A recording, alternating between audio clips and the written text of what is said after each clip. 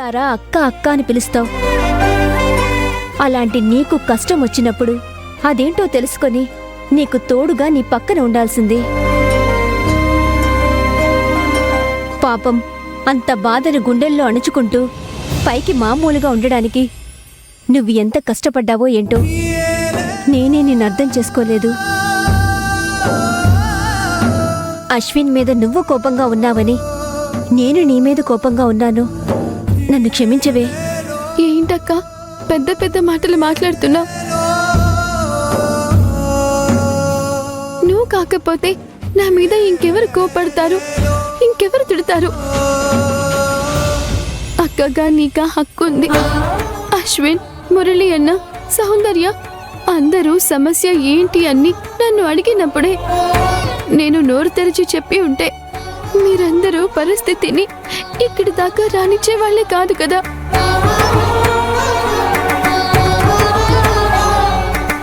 నేనే తప్పు చేశాను.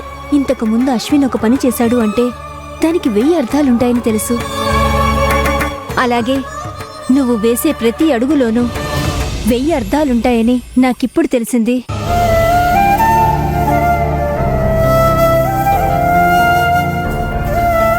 ఇకపై నీకే కష్టం వచ్చినా నేను నీతోనే ఉంటాను.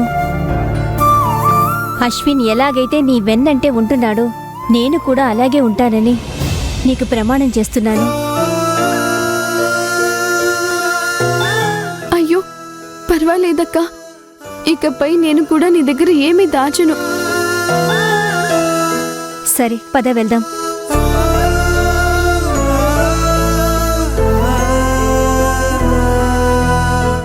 ఆనంది, జరిగిందంతా ఒక పేడకలని మర్చిపో. నీకు మేమంతా ఉన్నాం, సరేనా? నువ్వెప్పటిలాగే సంతోషంగా ఉండాలి. మాకు సంబంధించిన వరకు నువ్వు మా పాత ఆనందివే. ఆ పచ్చి మోసగాడు చేసిన దానికి నువ్వేం చేస్తావు చెప్పు? పాపం. సరే వదిలేయండి, అందరూ వెళ్ళి మీ పనులు చూసుకోండి.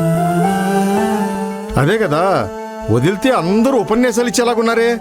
అంతా మన మంచికే అనుకో ఆనంది. ఆనంది, నువ్వేం దిగులు పడకు, మేమంతా ఉన్నాం నీకు. వెళ్ళండి వెళ్ళండి, వెళ్ళి పని చూసుకోండి. మురళి అన్న, ఎందుకన్నా అందర్నీ పంపించేస్తున్నారు? నీకు తెలీదు ఆనంది, ఇలానే వదిలేస్తే సాయంత్రం వరకు మాట్లాడుతానే ఉంటారు వీళ్ళందరూ. అసలే నువ్వు బాధలో ఉన్నావు కదమ్మా, ఇంకా బాధ పెడతారా, అందుకే. అవును, అందరూ కనిపిస్తున్నారు. సౌందర్య ఎక్కడా? అదే అడుగుతావులే, రా చూపిస్తాను.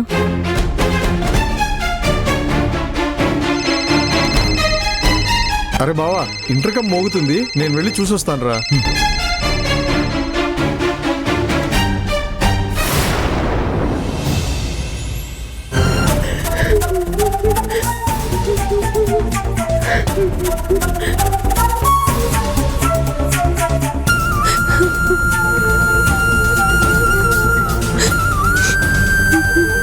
సౌందర్య,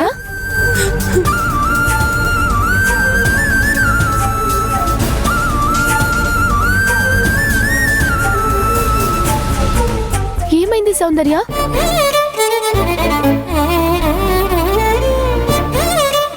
ఏంటి అలా ఉన్నావు? నందాన్ని తలుచుకుని ఏడుస్తున్నావా? నందానా? వాడేవాడు? వాణ్ణి తలుచుకొని నేనెందుకు ఏడుస్తాను? మరెందుకిలా ఏడుపు మొహంతో కూర్చున్నావు?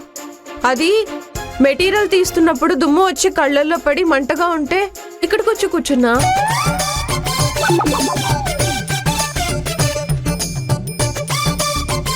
ఆనంది, సౌందర్య జరిగిందంతా మర్చిపోయింది. అవును, మీరేంటి పని మానేసి మరి నా చుట్టూ చేరారు? అశ్విన్ అన్నా, నువ్వేంటి అక్కడ నిల్చొని చూస్తున్నావు? మర్చిపోవడం ఎంత గొప్పవరమో నిన్ను చూశాకే అర్థమైందమ్మా. అశ్విన్ అన్నా, పొద్దున్నే కంపెనీకి వచ్చే ముందు ఏదైనా సెంటిమెంట్ సినిమా చూసొచ్చావా ఏంటి? అబ్బా, కొంచెం కంట్లో ఊదవే, చాలా మంటగా ఉంది. ఊదమని చెప్తుంటే అలానే చూస్తున్నావేంటి? ఊదు.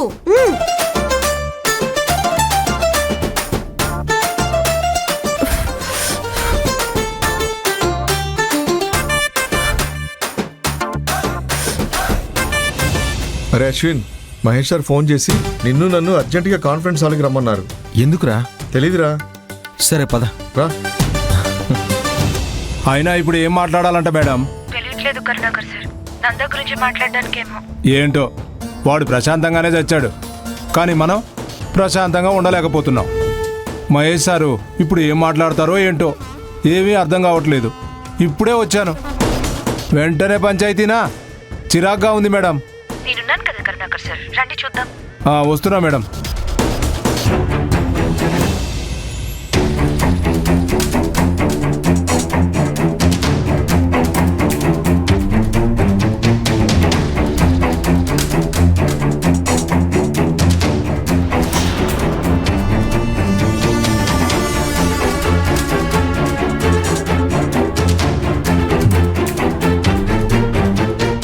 మహేష్, ఎందుకు ఈ మీటింగ్? నువ్వు బిజినెస్ ట్రిప్కి వెళ్ళినప్పుడు కంపెనీలో చాలా విషయాలు జరిగాయి ఆకాష్.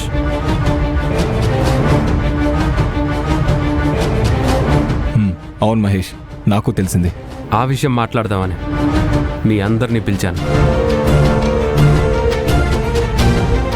కరుణాకర్ గారు, నందాని ఉద్యోగంలో చేర్చుకుంది ఎవరు? ప్రొడక్షన్కి సంబంధించి వర్కర్స్ని చేర్చుకునేది నేనే సార్. మరి నందాని చేర్చుకునేటప్పుడు అతని గురించిన వివరాలు, ఐడి ప్రూఫ్స్ అన్నీ తీసుకునే ఉంటారుగా. మురళి, చెప్పండి సార్. కరుణాకర్ గారు ఆ ఫైల్ ఎక్కడ పెట్టారో చెప్తారు, వెళ్ళి ఆ ఫైల్ తీసుకునిరా. Okay sir. నేనేం ప్రూఫ్స్ తీసుకున్నానని ఇప్పుడు అవి చూపించడానికి అంతా ఈ మిత్రా వల్లే జరిగింది.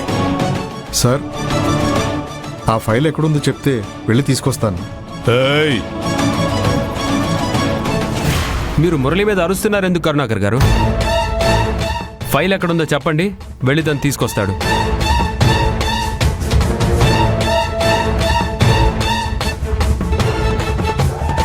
సార్, ఆ టైంలో అర్జెంటుగా ఒక సూపర్వైజర్ని తీసుకోవాల్సి వచ్చి ఎక్స్పీరియన్స్ మాత్రం కనుక్కొని అతన్ని చేర్చుకున్నాను సార్. సర్టిఫికేట్స్, ఐడి ప్రూఫ్స్ ఏమీ తీసుకోలేదు సార్. నాన్సెన్స్! ఎన్నో ఏళ్ళ ఎక్స్పీరియన్స్ ఉన్న ఎవరైనా మీ పోస్ట్లో ఉండి ఇలాంటి సమాధానం చెప్తారా? ఇలా చెప్పడానికి మీకు సిగ్గు అనిపించట్లేదా?